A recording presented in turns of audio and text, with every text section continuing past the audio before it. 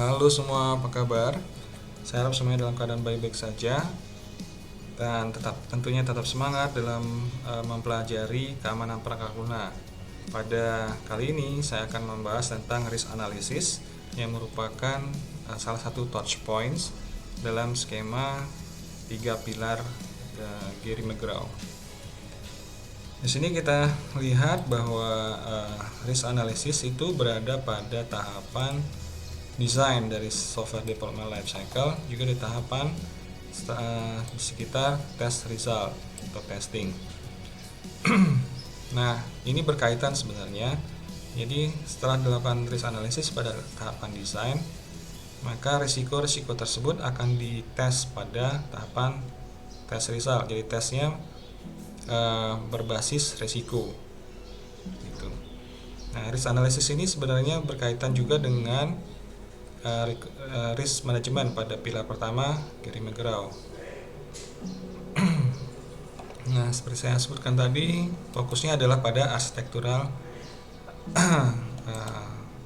risk analisis risiko berdasarkan arsitekturnya. Jadi proses risk analysis ini berkaitan dengan proses pengelolaan risiko, risk management proses yang mengidentifikasi flows dalam arsitektur software dan kemudian menentukan risiko yang diakibatkan oleh risiko tadi. Jadi sampai risiko bisnisnya apa gitu. Ini flow saja tanpa ada risiko bisnis ya tidak terlalu masalah gitu. Tapi flows yang mengakibatkan adanya risiko bisnis. Dalam desain flows secara statistik itu biasanya 50% adalah flows terkait dengan security, keamanan. Nah, desain flows tidak dapat ditemukan dengan melihat kode saja. Jadi harus dilihat secara sistem, secara keseluruhan di bagian desain. Nah, dalam melakukan risk analysis perlu melakukan atau men-tracking, mengikuti risiko seiring dengan waktu. Jadi di-trace terus, diikuti risiko tersebut dan kemudian dilakukan berkesinambungan, di looping seperti itu. Berdasarkan waktu dites, diamati terus risikonya. Kemudian dikuantifikasi pengaruh-pengaruhnya terhadap bisnis tentunya. Itu apa? Pengaruh risiko terhadap bisnis. Kemudian menghubungkan antara sistem level dengan pengaruhnya terhadap bisnis tadi. Ya, itu sudah jelas bahwa arah akhirnya adalah bisnisnya, risiko bisnisnya apa. Nah, ini contoh dari artifacts yang dimana risiko apa saja yang dapat ditemukan. Nah, karena kita bermain di level arsitektural, maka artifaknya adalah design dan specification, atau lebih tepatnya software design dokumen dan software requirement specification. Nah, contoh risiko yang dapat ditemukan adalah penempatan dan proteksi data yang tidak baik, yang buruk di sini, poor. Jadi data kritis, tentunya data penting. Kemudian kemungkinan berikutnya adalah pada sebuah web service terjadi kegagalan proses autentikasi, bahwa yang coding yang memanggil atau fungsi yang memanggil itu tidak diautentikasi terlebih dahulu atau gagal melakukan autentikasinya. Nah, kemudian pada desain dan arsitektur level, sistem harus secara jelas harus menyajikan keamanan secara secara keseluruhan, di mana desainer, arsitek, dan analis harus menjelaskan dengan jelas dalam dokumennya semua asumsi yang digunakan dan juga kemungkinan serangan yang mungkin timbul. Nah, pada tahapan spesifikasi atau arsitektur dan pada tahapan class hierarchical design, pada tahapan mendesain kelas. Nah, risk analysis ini perlu dilakukan. Ya, seperti itu. Kemudian, nah, apa yang diharapkan dapat ditemukan, yaitu ya tentunya flaws tadi.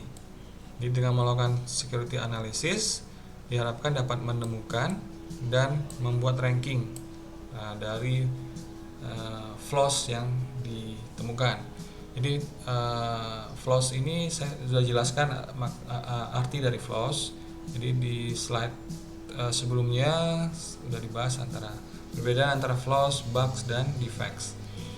Jadi flaws ini di tahapan arsitektural. Ya, jadi security harus menemukan dan membuat rankingnya sehingga dapat dilakukan mitigasi atau ambil strategi untuk mengatasi risiko tersebut. Nah, kemudian kalau dilakukan disregarding, tidak diperhatikan, risk analysis ini tidak dilakukan mitigasi, maka ini akan membawa kepada persoalan yang lebih besar yang tentunya membutuhkan biaya yang lebih besar.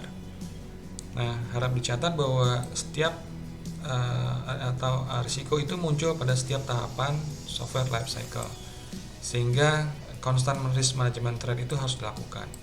Kemudian recurring risk tracking and monitoring activities juga harus dilakukan. Kemudian ini salah satu approach, yaitu prototypical risk analysis approach. Itu pendekatan untuk melakukan risk analysis berdasarkan prototipe. Nah, apa yang dilakukan di sini adalah mempelajari sebanyak mungkin atau sedalam mungkin target. Target itu harus benar-benar dikuasai, sistemnya seperti apa. Kemudian ya dengan cara bagaimana? Dengan cara membaca dan memahami spesifikasi dan kemudian arsitektur dari target tersebut yang tentunya dapat dibaca melalui dokumen-dokumen yang disediakan atau materi-materi yang disediakan.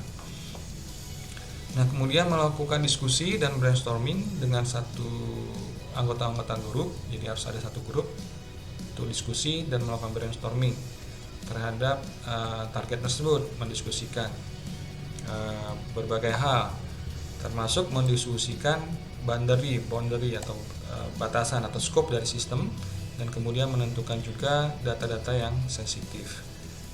Kemudian dilakukan percobaan terhadap software tersebut, bermain-main dengan software jika software itu sudah disediakan atau prototipenya sudah disediakan yang bisa dijalankan. Kemudian lakukan mempelajari code dan kemudian software artifacts yang lainnya. Ini bisa menggunakan analysis tools. Jadi kalau sudah disediakan source code-nya, dianalisis.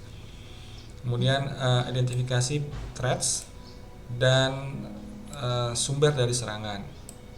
Nah, apakah insider termasuk yang dipertimbangkan sebagai sumber dari serangan atau tidak, itu harus diidentifikasi di awal. Ya. Nah, di dalam grup tersebut tadi saya sebutkan melakukan diskusi dan brainstorming terhadap target, kemudian juga melakukan diskusi terkait dengan isu-isu securities di lingkungan software. Nah, diskusinya ada terkait dengan bagaimana produk bekerja dan menentukan area di mana terjadi disagreement, ketidaksepakatan antara satu anggota grup dengan anggota grup yang lainnya, atau jika terjadi ambigu, pengertian yang bisa mengarah ke dua arti atau dua hal yang tidak clear maknanya. Ini harus dimunculkan, ditemukan dalam diskusi, kemudian mengidentifikasi kelemahan atau vulnerabilities yang mungkin. Ini juga dapat dapat menggunakan tools atau dapat menggunakan daftar common vulnerabilities. Ini bisa menjadi input dalam melakukan proses yang kedua ini untuk mengidentifikasi possible vulnerabilities. Kemudian melakukan pemetaan exploits yang bisa dilakukan berdasarkan vulnerabilities tadi, dan kemudian mendiskusikan solusi yang mungkin dilakukan untuk memperbaiki atau mengatasi risiko tadi. Kemudian pahami security control saat ini maupun yang akan rencananya diterapkan. Nah, kemudian masih terkait dengan prototypical. Kemudian langkah berikutnya adalah menentukan probabilities of compromise, kemungkinan bahwa sistem itu bisa ditembus gitu ya, bisa di hack. Nah, dengan cara melakukan mapping antara skenario serangan dengan exploit dari vulnerabilities-nya tadi. Jadi sudah temukan vulnerabilities-nya, kemudian probabilitasnya ditentukan. Bahwa probabilitas itu likelihood-nya, misalnya probabilitas bahwa serangan itu bisa terjadi. Kemudian apa pengaruhnya? Pengaruhnya dalam konteks bisnis nanti, pada ujungnya bisnis. Ini kan determine impacts on assets and business goals. Kemudian pengaruhnya terhadap posture security. Ini juga harus ditemukan ya, efek secara teknisnya. Kemudian lakukan perankingan. Kemudian kembangkan strategi mitigasi, cara mengatasi risiko tersebut. Nah, ini berikan rekomendasi cara mengatasi risiko. Kemudian reporting, ya, lakukan pelaporan. Dalam pelaporan deskripsikan dengan hati-hati risiko-risiko major maupun minor. Yang tentunya risiko major dan minor ini berdasarkan impacts-nya. Kemudian sediakan informasi dasar tentang mitigasi, cara mitigasi dan resource yang digunakan untuk melakukan mitigasi. Nah, ini cara atau pendekatan risk analysis yang diusulkan dalam buku Gary McGraw. Jadi sebelum kita masuk ke framework ini, kita harus pahami dulu perbedaan antara risk analysis dan risk management. Risk analysis adalah mengacu pada aktivitas untuk mengidentifikasi dan melakukan ranking risiko-risiko pada beberapa tahapan software development lifecycle. Sementara risk management itu adalah aktivitas yang melakukan sejumlah risk analysis, jadi aktivitas, rangkaian aktivitas di mana di dalamnya ada risk analysis yang melakukan tracking terhadap risiko dalam semua tahapan pengembangan perangkat lunak, kemudian mengusulkan juga cara mengatasi risiko tersebut. Jadi kalau kita lihat di gambar ini sama seperti gambar di slide RMF, Risk Management Framework, dimulai dari understand the business context. Kemudian yang kedua, ini dipisah sini 2 dan 3, sementara di slide RMF itu jadikan 1. Tahapan kedua adalah identifikasi dari bisnis risk-nya, dynamics context, risiko bisnisnya apa, kemudian identifikasi technical risk-nya apa. Nah, sumber atau source atau objek yang digunakan untuk menganalisis di sini adalah artifact analysis, seperti yang tadi software requirement specification atau software design documents. Nah, ini membutuhkan technical expertise. Kemudian setelah itu masuk ke synthesize and prioritize the risk. Jadi risikonya di ranking, buat rankingnya tadi, dibikin prioritasnya. Kemudian lakukan strategi untuk mengatasi risiko, risk mitigation strategy. Kemudian fix the artifacts, yang diperbaiki adalah artifacts karena sumber atau objek yang dianalisis adalah artifacts, maka artifacts juga yang diperbaiki, direview, diperbaiki. Kemudian langkah berikutnya dilakukan validasi lagi, kemudian balik lagi ke langkah kedua. Begitu seterusnya diperputar-putar sampai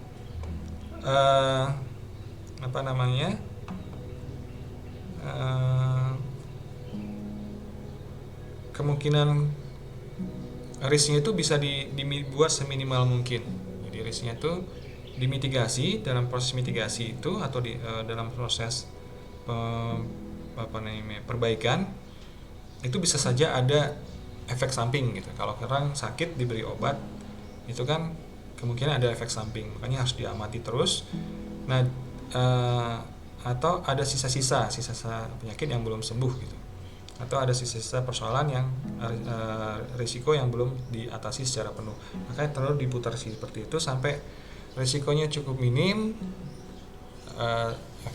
terkait dengan efek bisnisnya. Kemudian baru dilakukan inisiasi proses improvement.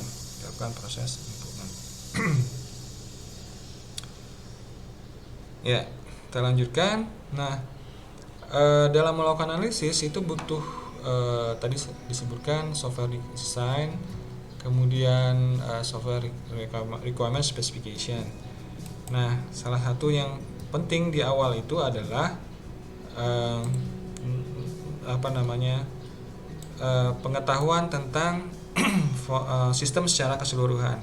Jadi forest level view, atau sering juga disebut dengan helicopter view, dilihat dari atas sistemnya itu secara keseluruhan. Kalau kita memandang tanah atau perumahan atau seperti Dell ini dilihat dari atas secara keseluruhan dari helikopter seperti itu. Nah, forest level view ini disebut juga dengan whiteboard view. Jadi kalau kita punya whiteboard, nah di situ sudah ditulis semua komponen-komponen dari sistem secara keseluruhan dan bagaimana keterkaitan antar komponen tersebut. Dan khususnya komponen-komponen kritikal harus ditandain di dalam whiteboard tersebut atau forest level view. Jadi cobalah untuk melihat secara keseluruhan forestnya, jangan terlalu fokus pada satu pohon. Jadi jangan get lost in trees, tapi lihat secara sebagai hutan, bukan sebagai pohon-pohon. Nah, kemudian forest level view itu adalah sebuah one page overview, jadi satu halaman saja. Kalau tadi satu halaman whiteboard atau satu halaman kertas. Nah, dengan demikian mudah untuk dipahami oleh semua orang, dan semua orang bisa terlibat untuk memberikan masukan. Nah, building a forest level view should be the first artifact in any arsitektur risk analysis. Jadi inilah artefak pertama yang harus disediakan. Nah, ini contoh dari forest level view. Forest level view di sini sudah lumayan lengkap, dimulai dari compilation proses, ada source code, kompilasi sehingga akhirnya menjadikan sebuah file yang siap di running atau siap digunakan, library yang siap digunakan. Masuk ke ketika dia dijalankan di sini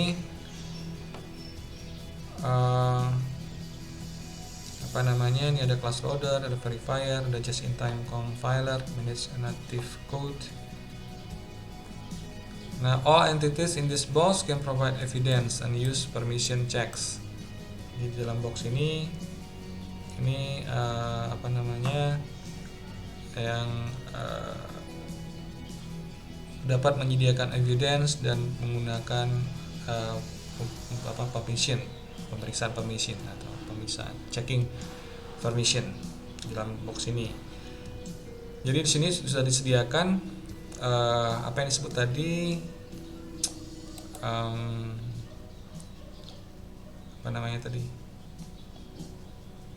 various critical components-nya sudah disediakan ya. Ini critical komponennya di sini. Critical components-nya.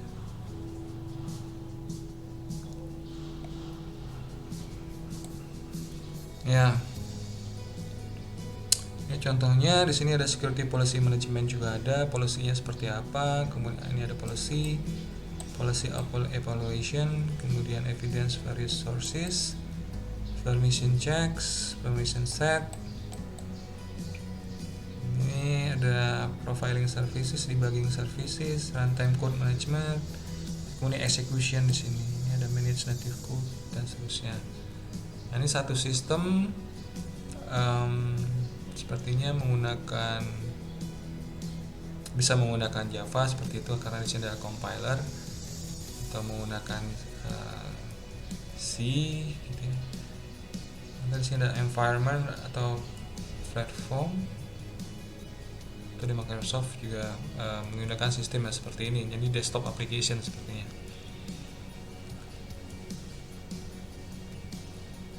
Oke, ini salah satu contoh forest level.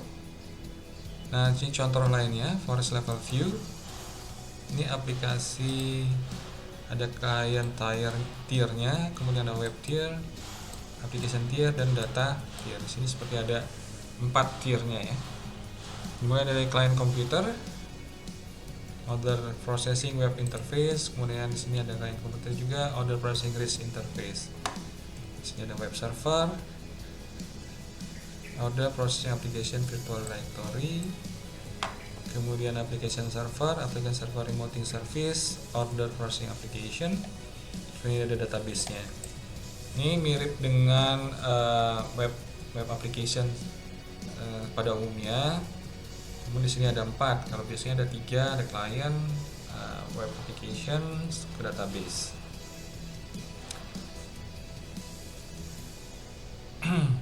Nah, ini contohnya, tapi di sini masih secara umum, helikopternya masih terlalu tinggi, harus bisa lebih dekat lagi sehingga nanti bisa memperlihatkan komponen-komponen yang lebih details. Lebih details, contohnya di bagian web server ini atau di bagian application server. Ini harus lebih details lagi.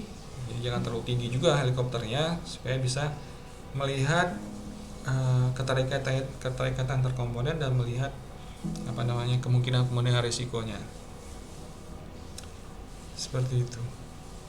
Nah, ini aktivitas yang dapat dilakukan pada langkah analisis risiko. Di sini aktivitasnya. Nah, ini kita lihat di sini build one page architecture overview. Jadi membangun one page architecture forest view yang tadi. Nah, dari forest view tersebut dapat dilakukan analisis ketahanan terhadap serangan. Jadi ada 3 hal yang dilakukan: perform ambiguity analysis, kalau ada ambiguity dalam arsitekturnya, kemudian framework weakness analysis, jadi melakukan analisis kelemahan frameworknya. Nah, di sini kita lihat ada artifacts yang merupakan input dari masing-masing proses ini, masing-masing aktivitas ini. Untuk yang attack resistance analysis itu ada exploit graphs, attack patterns, kemudian security design literatur. Kemudian untuk ambiguity analysis, document requirements, architectural requirements, kemudian aturan-aturan atau industri standar. Itu terkait dengan ambiguity. Kemudian terkait dengan framework, itu external resources, mailing list, product documentation, attack patterns. Nah, ini sudah disediakan terlebih dahulu, kemudian proses ini dapat dilakukan. Nanti bisa dilihat langkah-langkah selanjutnya dari attack resistance analysis, itu mengidentifikasi flows, general flows, kemudian melakukan pemetaan attack patterns tadi atau flows tadi sampai menjadi attack, kemudian menunjukkan risiko show risk and drivers in architecture, risiko-risikonya apa saja, kemudian show non attacks against analog technologies ya. Jadi ini kira-kira langkah-langkahnya untuk perform attack resistance analysis. Kalau dia ambiguity analysis, ini langkah-langkahnya design implication. Jadi setelah dianalisis dalam melakukan analisis ambiguity, implikasinya apa, kemudian generate separable architecture diagram documents, ya. Diagramnya di generate. Kemudian unify understanding, nah pemahaman, karena tadi berkaitan dengan ambiguity, terkait dengan pemahaman, supaya jelas arah yang sebenarnya kemana gitu, pengertian atau makna sebenarnya apa.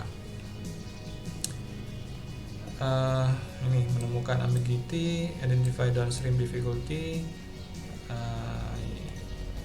apa nih?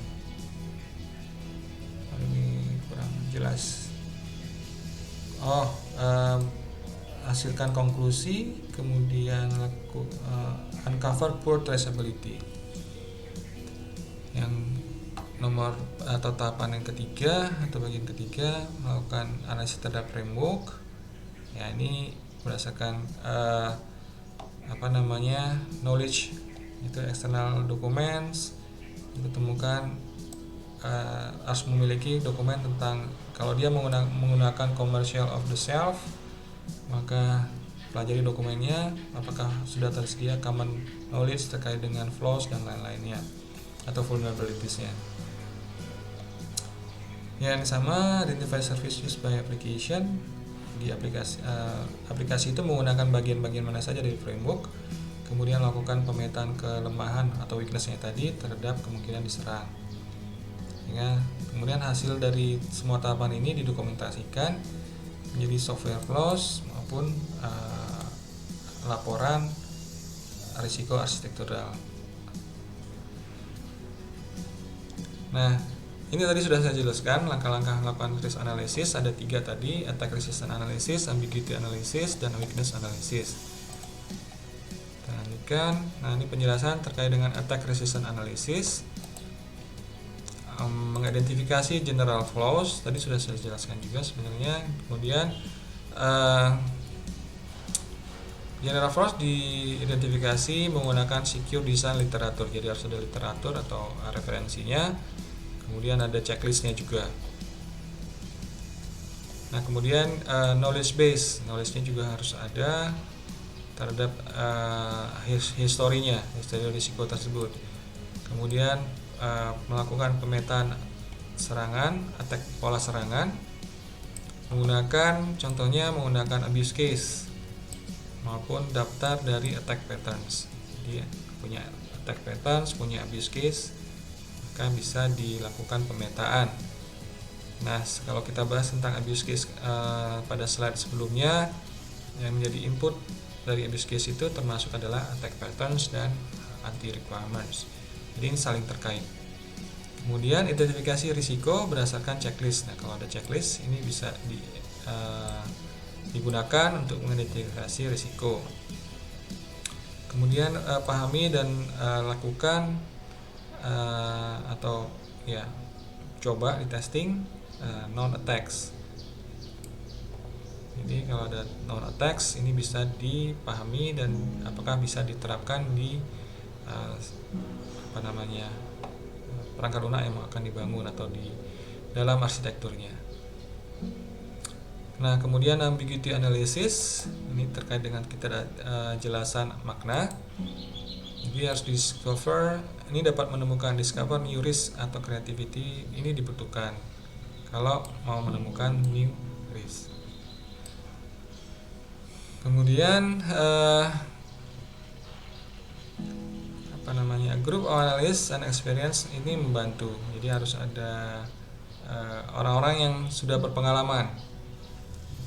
Nah, ini baru dapat bisa efektif menemukan ambiguity.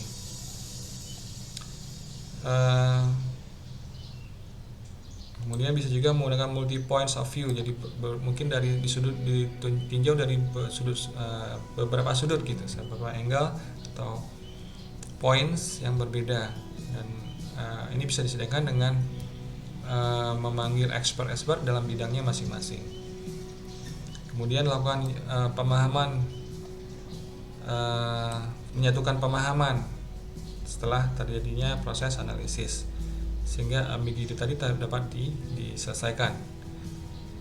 Oke, jadi ambiguity analysis adalah meng-uncover ambiguity dan inkonsistensi dalam arsitektur design atau dokumen software design maupun dokumen software requirement specification. Nah, tahapan ketiga adalah weakness analysis, menganalisis kelemahan, mengakses atau mengukur pengaruh terhadap ini weakness analysis terhadap framework ya.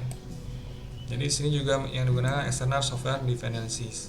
Jadi menganalisis pengaruh dari ketergantungan terhadap software eksternal. Nah, modern software contohnya biasanya build on top of middleware seperti .NET maupun Java, J2EE. Kemudian biasanya menggunakan DLS dan common libraries. Ini modern software yang harus analisis framework-frameworknya ini. Nah, jika menggunakan custom commercial off the shelf atau framework lainnya harus analisis juga hal yang sama.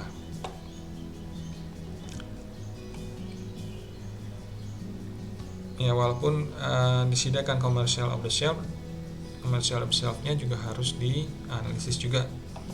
Jadi walaupun dia sudah ready untuk digunakan untuk analisis. Nah, kemudian ini adalah cara menghitung risiko, mengkalkulasi risiko. Risiko itu dihitung dengan rumus seperti ini: ALE sama dengan SLE kali ARO. ALE adalah annualized loss expectancy, kerugian yang diharapkan dalam 1 tahun per tahun. Kemudian ekspektasi loss, single loss ekspektasi SLE, kalau satu saja loss ekspektasinya berapa. Kemudian ARO, annualized rate of occurrence, ini diprediksi berapa kali dia bisa muncul dalam 1 tahun. Nah, annualized loss ekspektasinya adalah merupakan perkalian hasil kali antara single loss ekspektasi dengan kemungkinan dia muncul dalam per tahun, itu ARO. Nah, ini contohnya adalah sebagai berikut. Dalam kasus internet base atau aplikasi penjualan saham atau trading saham, perdagangan saham yang berbasis internet. Nah, dia memiliki vulnerabilities bahwa unauthorized access itu bisa terjadi dan bisa melakukan trading. Jadi unauthorized stock trades can be made karena adanya vulnerabilities tadi. Ini kelemahan dari aplikasinya. Nah, diasumsikan bahwa vulnerabilities tadi jika terjadi itu bisa direcover.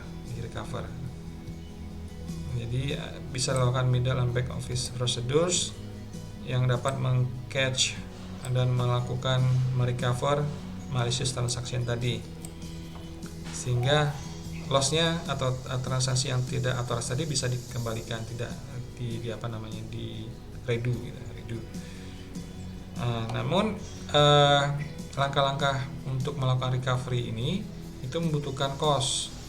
Nah, sederhananya cost untuk backing out the trade, jadi mengembalikan trade unauthorized tadi, itu butuh cost. Nah, di sini costnya adalah $150 untuk setiap event recovery terhadap unauthorized stock trade tadi. Nah, dengan demikian SLE-nya adalah $150 di single loss expectancy-nya dalam melakukan satu recovery. Kemudian kalau diprediksi dapat terjadi 100 event seperti itu, 100 unauthorized access selama setahun, maka total cost dari company dan yang harus dibayarkan oleh company dalam 1 tahun itu adalah SLE kali ARO. SLE 150 kali 100, maka totalnya adalah $15.000. Nah, ini cara mengalkulasi risiko. Ya, itu saja slide atau materi terkait risk analysis. Ini adalah kesimpulannya bahwa 5% security problems merupakan bagian dari design flaws Kemudian melakukan risk analysis pada design level sangat penting. Kemudian applying risk analysis methods at design level of any application of the yields valuable result. Jadi pada setiap jenis aplikasi risk analysis itu perlu dilakukan untuk dapat melakukan pengurangan biaya di awal, daripada nanti di akhir-akhir cost-nya akan sangat besar dibandingkan kalau dia dilakukan di awal. Ya, demikian, semoga materi risk analysis dapat dipahami dan dapat diterapkan dalam pengembangan perangkat lunak, khususnya pada project yang sudah ditentukan. Sekian, selamat melanjutkan aktivitas, tetap semangat.